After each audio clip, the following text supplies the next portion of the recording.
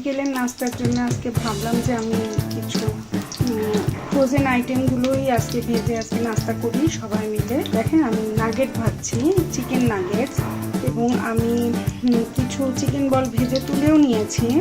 এই যে দেখেন এই চিকেন বলগুলো আমি ভেজেছি, ওই ভেজে তুলে আমি নাগেটগুলো ভাজতে দিয়েছি।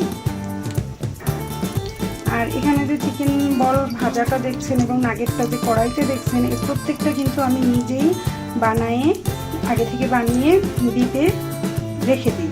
যখন দরকার জাস্ট বের করে সাথে সাথে ভাজলেই হবে। আমি আপনাদেরকে ফ্রোজেনটাও দেখাচ্ছি। পরিমাণ মতো আমি যতটুকু লাগবে আমাদের খাবারের জন্য আমি নিয়ে নিয়েছি এবং ভেজে ফেলেছি।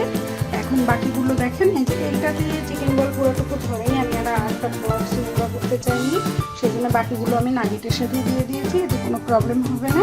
এখন আমরা এগুলো এয়ারটাইট বক্সে করে আটকায়ে জাস্ট ডিপে রেখে দিব, আর কিচ্ছু না। জাস্ট এয়ারটাইট বক্সে করে আমি রেখে দিব, আর কিছু না। এটা আপনারা মানে যদি ঠিকমতো প্রসেস করতে পারেন তাহলে আপনারা 6 মাস পর্যন্ত এটা সংরক্ষণ করে খেতে পারবেন। এবং আমার মনে হয় এটা খুবই ভালো, হেলদি এবং ঘরে বানানো জিনিস, এটা আসলে কোনো তুলনা হয় না।